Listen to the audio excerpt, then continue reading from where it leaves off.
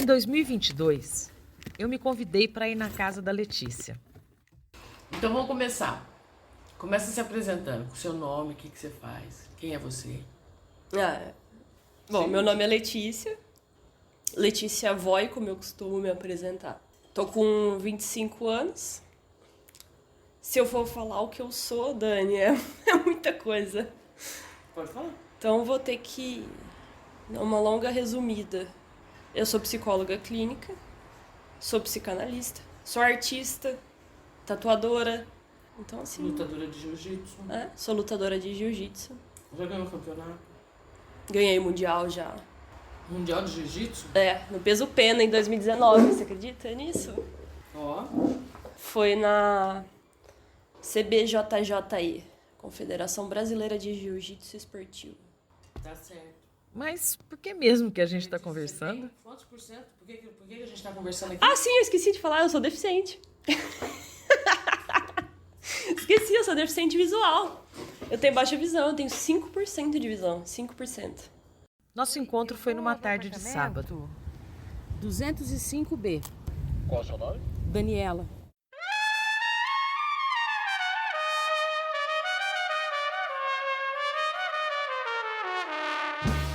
Eu sou a Dani Antunes e esse é o Escuta Aqui, o podcast onde conto histórias com pessoas do interior de São Paulo. Esse é o primeiro de uma série nos quais você vai conhecer histórias de mulheres. Nesse você vai saber como a psicanalista Letícia desenha, tatua, faz jiu-jitsu, viaja pelo mundo sozinha, anda de ônibus e de skate com apenas 5% da acuidade visual. Posso entrar? Eu conheci a Letícia há uns 10 anos, quando ela estudava com a Ida, a minha filha, no ensino médio. Fique à vontade. Ai, que bonitinho. Ai, que gracinha, gente. Naquele dia eu cheguei no apartamento onde ela mora e de cara eu vi um quadro lindo na parede da sala. O quadro é meu. Você que pintou? Foi. Eu junto com a minha avó. A gente colocou uma mesa gigante assim na casa dela. Lógico que aqui não teria condições. E aí eu falei, o que nós vamos pintar? Aí ela começou a jogar tinta, assim. Eu falei, não, então vamos jogar tinta. E começamos a jogar todas as cores que tinha. Ficou legal no final. A nossa conversa começou com a história de um paciente, um homem trans. Ele chegou pra receber atendimento, né? E sempre teve uma questão... A queixa principal sempre foi o visual dele. A identidade visual e o ser visto. Ele se formou em Direito, quase ingressou em um mestrado e abandonou tudo para seguir a carreira artística. Porque era realmente o que ele queria. As sessões eram online. E uma das questões que a gente aborda na análise, principalmente online, né, é o instante em que o paciente vai passar para o divã, o que seria esse, quando ele vai fechar a câmera. E ele tem essa confiança ao ponto dele tomar a iniciativa, a gente convida, mas foi algo que nunca aconteceu. O detalhe é que, lembra? A Letícia vê muito pouco mesmo. Só 5%. E essa condição tem nome. Tem, chama cromatopsia incompleta. Ela nasceu assim. E o pai e a mãe descobriram isso quando começaram a fazer coisas simples, que todos os pais fazem. Eu nasci com a deficiência. Até então, meus pais estavam crescendo, um bebezinho de colo ainda, né? Assim, quando começa a ter mais estímulos. Eles começam a apontar para as coisas e falar, então o nome disso é tal, entendeu? Começa a ensinar para as crianças os nomes, né? Essa fase dos nomes. E aí a minha mãe apontava pro cachorro e falava, ó o cachorro. E aí a Letícia não olhava pro cachorro. Então, assim, eles até cogitaram ser um problema cognitivo. Muitos médicos e exames depois. E, descobriram que era uma deficiência visual quando eu tinha 1 ano e uns quebrados. Ainda hoje eles consultam médicos, no Brasil e no exterior, para buscar soluções clínicas ou encontrar algum equipamento que corrija a deficiência. Óculos. Chegaram até a comprar um óculos, mas ela não se adaptou. Limitava a minha autonomia, por incrível que pareça. E aí eu não quis abrir mão da minha autonomia. Não quis mesmo. Eu pedi para Letícia descrever como ela vê as coisas. abre o olho debaixo d'água. Só que bem pior. É isso. Nessa condição, que é progressiva, mas está estabilizada desde o diagnóstico, a Letícia passou a conhecer o mundo ao seu modo. Com 10, 11 anos, por exemplo, descobriu uma forma de atravessar a rua. Aí eu comecei a prestar atenção, porque eu não enxergava o semáforo, né? E até hoje eu não enxergo o semáforo de dia, eu enxergo de noite, por conta da fotofobia. Mas aí eu comecei a prestar atenção que eu poderia atravessar a rua desde que os carros estivessem parados. E aí foi uma forma, porque eu enxergava o carro, então eu via que ele estava parado, eu podia atravessar a rua. Então era uma coisa segura e eu atravessava a rua. Se interessou pelos desenhos. Você começa a fazer uma coisa que pra você fez desde sempre. Então, criancinha, né, a gente rabisca. A gente rabisca pra lá, rabisca pra cá, rabisca a parede. Só que aí na escolinha, no maternal, você recebe alguns elogios que outras crianças não recebem. E aí você começa a ver que você pode... Pô, eu posso aparecer aqui por esses rabiscos que eu tô recebendo elogios que outras crianças não recebem. Bom, eu acho que a Letícia do maternal não elaborava tanto esse momento quanto a Letícia psicanalista. Mas, beleza, deu certo. A mãe dela, Patrícia, me contou uma vez que, percebendo o interesse da menina pelo desenho, mantinha sempre uns cadernos por perto. O tempo foi passando, os desenhos se aprimorando e, num dado momento, a Letícia deu um recado.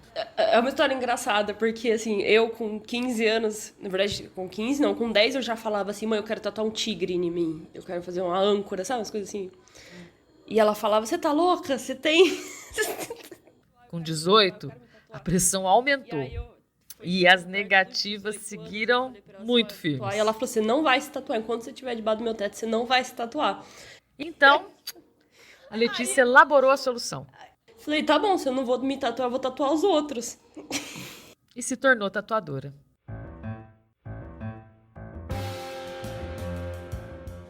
Não teve muita escolha. Não teve muita escolha. A primeira pessoa que eu tatuei, inclusive, foi a sua filha. No caso, a minha. E eu lembro que a gente tava tatuando, né? E eu olhei pra Ida assim, eu falei, tava tremendo de medo. Eu falei, você tá pronta? Ela falou, amiga, eu confio em você. Você é uma ótima artista. E eu, mas eu não tô pronta. Foi uma história muito boa. Eu falei, amiga, depois eu conserto. E ela falou, não, eu não quero que você conserte. Eu quero que ela fique do jeito que ela está, porque é uma história. Era pra ser uma rosa, né? Vamos explicar como é que é. Uma rosa com espinhos, né? Não, era muito mais complexo do que isso. Era pra ser a rosa da Bela e a Fera. Era muito mais complexo do que só uma rosa com espinhos. Mas ficou um grande rabisco. Mas hoje em dia tá tudo bem. Hoje em dia você tatua melhor que aquilo. Bom, a arte é muito... É subjetiva, né? Alguns vão dizer que aquilo ali é muito melhor do que muito... O Davi realista que eu já fiz, entendeu? Tipo, eles vão falar, meu Deus, o Davi não chega nem perto dessa rosa, entendeu? A Ida, por exemplo, ela ama. Ela ama a rosa. Enquanto ela cursava psicologia, a tatuagem se tornou uma profissão. Fazia isso nas horas vagas, umas 4 por mês. Eu achava muito, porque uma pessoa de 17 anos... 17 não, tava com 20, era muito dinheiro. Você acha assim, você acha que o salário mínimo é tudo na tua vida, né? Você começa a ganhar dinheiro, você fala, meu Deus, o que eu tô fazendo? Eu tô indo pro caminho certo. Aí passa os anos e você percebe que não, que o salário mínimo não tá mais suficiente. Mas naquela época tava bom. E aí, eu fechei o estúdio e hoje o estúdio virou consultório. A gente tava conversando sobre os desenhos. Vamos continuar no desenho. A Letícia fez cursos de desenho e se identifica com alguns estilos. Eu sempre gostei muito de fazer realismo e black work. Assim, eu fiz curso de desenho depois, eu fazia realismo com sombra, com detalhes, assim, até em carvão e em grafite, mas é o que eu te falei, Dani, a gente desenha com os olhos mesmo, então... Mas os olhos da Letícia não enxergam detalhes. Ela vive como se tivesse de olhos abertos embaixo da água numa piscina cheia de cloro. Só que pior. E assim, o artista precisa de referências. Para desenhar uma tartaruga, por exemplo, tem que ver a tartaruga, os detalhes do casco, das patas. Se vai trocar o casco por qualquer outra coisa, precisa saber o que é a tartaruga e o que é a outra coisa. Precisa ver, precisa ter referências. E como é que faz isso? Mas aí, se eu precisar realmente ver a tartaruga, eu chego perto da tartaruga, eu pego a tartaruga, eu sinto o cheiro da tartaruga, eu vou e cutuco a tartaruga, eu vou lá e faço a tartaruga ser vista, entendeu? A Letícia dá seu jeito da tartaruga ser vista. Aí eu pego, se precisar também, referências de lupa, tiro foto com o celular, dou zoom, entendeu? A gente tem muitos recursos que facilitam a vida. Ela anda de skate, A minha avó me ensinou a andar de bicicleta. viaja sozinha desde sempre. Eu tive a oportunidade, né, de estudar fora. Eu fui pra Califórnia. Fiquei um tempo, Quantos você tinha? 15 para 16 anos, eu acho. Eu fui sozinha. Fiquei 2 meses. Fui estudar, mas assim, acho que eu poderia ter estudado mais, porque eu aproveitei bastante. Bom, eu fui expulsa do Hotel New York, pra começar. Numa festa no 108º andar de um hotel em Las Vegas, Sabe, o New York é um hotel muito famoso que tem uma montanha-russa no topo, assim. e lá do topo, do 108º andar, ela jogou para fora do prédio a pulseira de neon que a identificava naquele rolê. Você sabe o que você está fazendo? E eu, não, moço, fiz nada não. Aquele jeitão brasileiro, né? Não fiz nada não, tio, não sei o que lá. Não, eu vi, não sei o que. Você sabe que você pode machucar alguém nessa altura? Nossa. Aí ele perguntou, né? Você vai se retirar ou eu vou ter que retirar todo mundo? Aí, pra não cortar a brincadeira de ninguém, eu me retirei e fiquei esperando lá na porta do hotel. Você jogou a pulseirinha do 108º? 8º andar. Isso, pra ver onde ia. Como se eu fosse ver, né? Mas não ia ver. Não ia ver, eu só queria sentir a sensação. A sua única frustração é não poder dirigir. Quando eu era criança, eu falava assim, eu tinha um sonho, eu falava assim, eu vou juntar dinheiro, eu vou comprar um ônibus e eu vou viajar com todos os meus amigos. Sabe aquele sonho de criança? Só que foi chegando aos 18 anos e daí eu fui vendo que os amigos estavam tirando carta, os amigos estavam dirigindo e aí eu vi que eu não podia. É um limite. Eu não posso por lei. Eu posso, porque se eu for contra a lei, eu faço, mesmo tendo risco. Mas por lei eu não posso. Isso me frustra demais, demais da conta. Saber que eu nunca vou poder pegar Nunca, né? Não sei o dia de amanhã, mas por exemplo, até o momento eu não posso pegar um carro, uma moto e sair dirigindo por aí. É uma coisa que eu posso colocar minha vida em risco, colocar a vida de alguém. E esse é o meu limite. E isso pra mim é extremamente frustrante. Mas aí precisa de uma lei pra isso, né? Pra me dizer. É uma coisa maior. Mas assim, os pais nunca trataram a deficiência da Letícia como algo realmente limitante. Não, eu acho que eles sempre trataram isso com uma grande potência, na verdade. E eles falaram justamente o contrário. É justamente que por você ter essa deficiência, você pode fazer qualquer coisa que você quiser. E como na vida, nem tudo são flores. A gente foi atrás, na época do vestibular, né, de uma instituição particular, que fiz o vestibulinho, tirei uma puta de uma nota. E eles viraram e falaram assim, não, a gente não tem acessibilidade pro tipo de pessoa que você é. Ou seja, não aceitamos pessoas com deficiência. Aí, quando precisa, ela pede ajuda. Uma vez eu perguntei pra uma senhora assim, oi, tudo bom? A senhora tá com pressa? Não, meu bem, não tô com pressa, não. Eu falei, então você pode me ajudar a atravessar a rua? Mas nem sempre dá certo. Não me assalta! Não me assalta! O que tá acontecendo? Eu, não, senhora, eu só quero ajuda pra atravessar a rua. E ela saiu andando, entendeu? Com medo de mim. E aí eu uma menina branca, entendeu? Atravessando a Fiuza, sabe? Umas coisas assim. Não. Ai, gente, passada. Tá bom. Agora, tem uma fase na infância que a gente precisa ensinar que nem tudo se pode pegar com as mãos, né? E a mãe da Letícia foi assim, direta. Quando eu era pequenininha, eu tinha mania de pegar tudo na mão pra poder ver. Tudo na mão. Então, eu pegava flor, eu pegava ninho de passarinho, eu pegava ovo de passarinho, passarinho morto, pegava tudo que tinha inseto, pegava na mão pra poder ver de perto. A minha mãe um dia foi no Mercadão Central, comprou um saco de insetos de brinquedo. Era aqueles brinquedinhos, acho que tem até hoje também, tem vários, tem de fazendinha, fazendinha, tema. Coisas de plástico Aqueles mal feito. brinquedinhos de plástico mal feito. Só que eram uns insetos muito realistas pra uma criança. Então tinha lá lacraia, escorpião, tudo mais. A minha mãe, eu lembro exatamente, eu tava na chácara do meu avô, sentada na privada cagando. Ela pegou esses insetos, levou pra mim na privada, falou pra eu pegar na mão, pra eu ver eles, pra eu prestar atenção à forma deles, como eles eram. E começou a falar que eles eram muito perigosos. Muito perigosos, que eles podiam me matar, que eles iam matar meus pais. Ela pôs o terror naqueles insetos. Ela pôs um terror. Olha, eu até me arrepio de lembrar. Porque foi muito... Eu não lembro o que ela disse, mas eu sei que foi uma coisa tão chocante que eu nunca mais consegui chegar perto nem daqueles insetos de borracha. E aí por muitos anos eu tive muito pavor, de assim, fobia mesmo de inseto.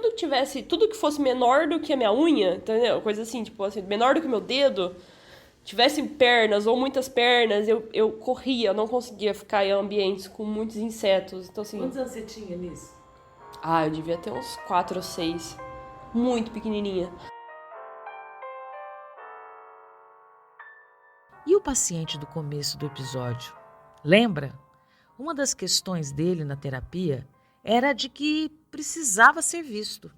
E sempre foi uma questão para ele também eu ter uma deficiência visual. Quando a gente começou os atendimentos, ele falou assim, ele perguntava, você tá me vendo? E a Letícia respondia no melhor estilo de quem é capaz de fazer desenhos realistas de tartarugas com caixas de correio no lugar do casco e ainda desenhar isso na sua pele, se você E eu quiser. respondia, além de te ver, eu estou te escutando. Então era importante essa afirmação. Tanto é que isso, conforme foi passando o tempo... Esse é o Escuta Aqui. E esse é o primeiro episódio da série que comemora os 3 anos do canal. No próximo episódio, você vai conhecer a Gabi Zawitch, a professora que, através da educação, voa tão alto quanto seu bisavô, o Luiz Leite Lopes. Nas redes sociais, esse canal é o @escutaquipod. Vai lá para ver as imagens da tatuagem da Ida, do quadro da parede da Letícia, alguns desenhos da Letícia e também o quebra-cabeça de 1000 peças que ela gosta de montar.